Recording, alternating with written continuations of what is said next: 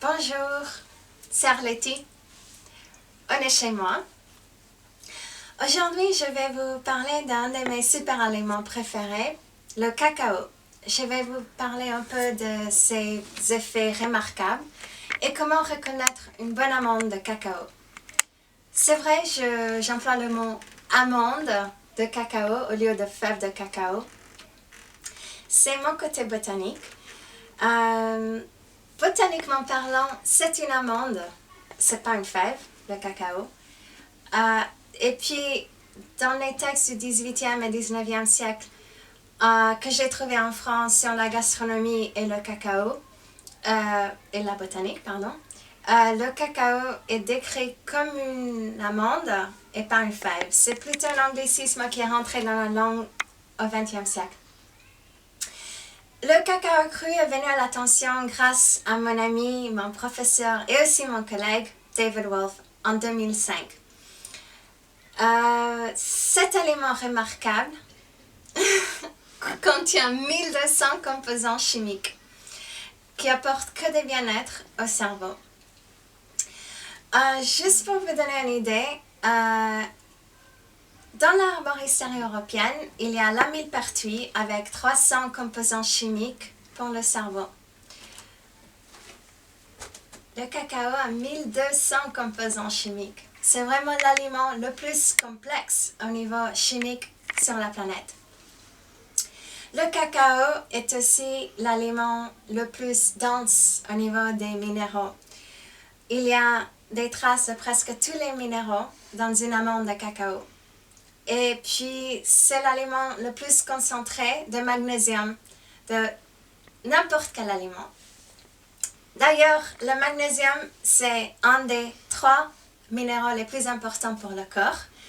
Et si vous êtes sur un régime classique, standardisé, industrialisé, pasteurisé, zappé par les micro-ondes, je suis désolée, mais vous avez une carence de magnésium.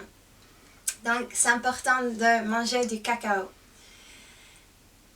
Ok, jusqu'à présent, je suis sûre que vous pensez que je décris le cacao à l'américaine avec des adjectifs hyperboliques. Je vous rassure que le cacao est vraiment l'aliment le plus complexe et aussi le plus riche de magnésium sur la planète. Et en plus, c'est l'aliment le plus riche d'antioxydants sur la planète. Grâce aux études de l'université de Tufts, ils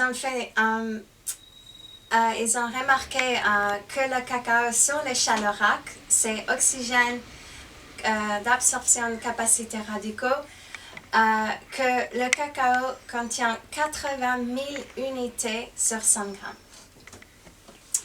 Peut-être ça vous dit rien, 80 000 unités, mais pour mettre les choses en perspective, j'ai choisi 2 aliments qui ont reçu le même chiffre sur l'échelle RAC.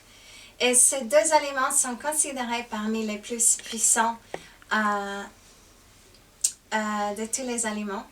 C'est l'ail et les myrtilles, qui ont reçu 6500 unités sur 100 grammes.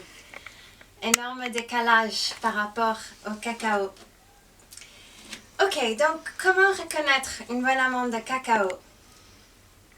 Donc ça c'est vraiment important et aussi je trouve un peu ironique qu'on est dans le pays de la gastronomie et pourtant on a du mal à trouver du cacao cru de bonne qualité.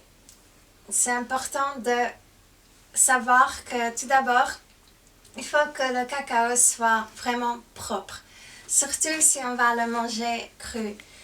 Quand le cacao est torréfié et pasteurisé, c'est pas grave si c'est moisi ou plein de mycoses, parce que la chaleur de toute façon va dégrader et abîmer toutes ces bactéries. D'ailleurs, c'est pas la seule chose que la chaleur va dégrader et abîmer. À une époque, je croyais que la chaleur dégradait peut-être 50%. Aujourd'hui, après toutes mes recherches que je continue à faire sur le cacao, Je suis arrivée à la conclusion que c'est beaucoup plus de 70% des composants chimiques qui sont ou bien complètement détruits ou bien dégradés, et aussi les minéraux qui sont dégradés par la chaleur. Donc, quand on achète du cacao cru, la peau c'est lisse. Je vais vous comparer avec les cacao qui sont touchés par les mycoses. Donc vous voyez la couleur, il y a plein de petites taches noires. Et ça sont des amandes propres, complètement propres. La couleur très différente par rapport aux autres. Donc les gens qui me disent je ne peux pas manger du cacao cru parce que j'ai des réactions allergiques ou bien j'ai des éruptions de peau. Oui, bien sûr, si on mange des cacao qui est contaminé, ça va arriver. Autre étude super intéressante qui est sortie récemment par l'université de Stanford, ils ont remarqué que le cacao est un aliment idéal, prébiotique pour la flore intestinale. D'ailleurs, les intestins et l'estomac sont considérés comme nos deuxièmes cerveaux et c'est très important de les entretenir. Et le cacao, ça porte encore du bien-être, pas seulement dans le premier cerveau, mais aussi dans le deuxième cerveau. Si vous voulez avoir plus de renseignements sur cet incroyable aliment et la et chocolat, je vous invite de venir sur notre site lagourmandisequigarit.com. Je vous remercie et je vous souhaite une journée magique.